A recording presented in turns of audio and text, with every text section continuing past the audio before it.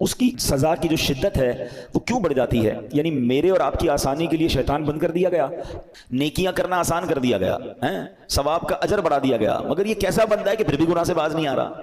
آپ سوچ رہے ہیں کہ آپ کی میری فلیکسیبلٹی کے لیے، ہمارے لیے نیکیاں آسان کرنے کے لیے ہمارے دشمن کو بند کر دیا گیا، مگر پھر بھی بندہ گناہ کرتا ہے۔ اچھا، یہاں ایک بڑا دلچسپ سوال بھی لوگوں کے ذہن میں آتا ہے کہ جناب اگر شیطان بند ہے تو بندہ پھر گناہ کیوں کرتا ہے؟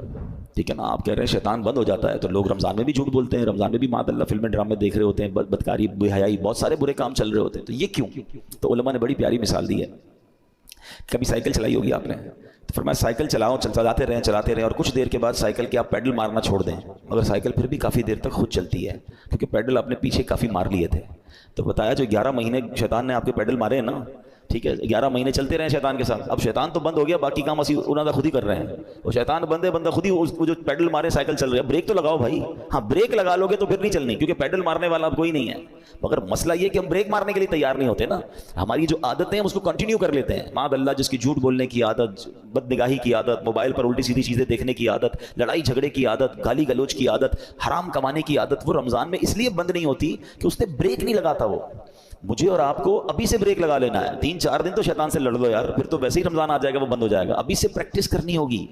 ایسا نہیں ہوگا کہ جب اعلان ہوگا کہ مبارک ہو ماہ رمضان کا چاند نظر آ گیا تو ہماری ساری بری عادتوں کے سوئچ آف ہو جائیں گے، جھوٹ کا سوئچ آف، بدنگاہی کا آف، لڑائی جھگڑے کا آف، نہیں، وہ آپ کو آف خود کرنے پڑیں گے، اور ابھی سے کریں، اس کو پلان کریں کہ مجھے رمضان میں کوئی گناہ نہیں کرنا، رمضان نیکیوں کے لیے آ رہا ہے۔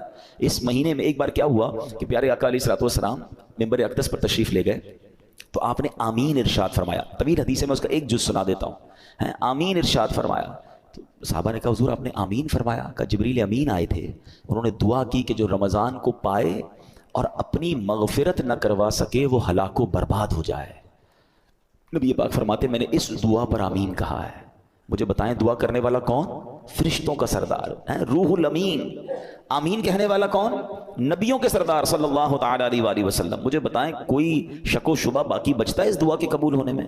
100% مقبول ہے نا۔ دعا ہو رہی ہے کس کے لیے؟ جو رمضان کو پا کر اپنی مغفرت نہ کروا سکے۔ تو اب آپ بتائیے کتنا کانشیسلی رمضان گزارنا چاہیے، کتنا فکر کے ساتھ رمضان گزارنا چاہیے کہ یار کچھ بھی ہو جائے میں نے رمضان میں اللہ کو راضی کرنا ہے، میں نے مغفرت لینی ہے، میں نے اس کو ضائع نہیں ہونے دینا ہے۔ تو اس کے لیے پریپریشن کریں نا۔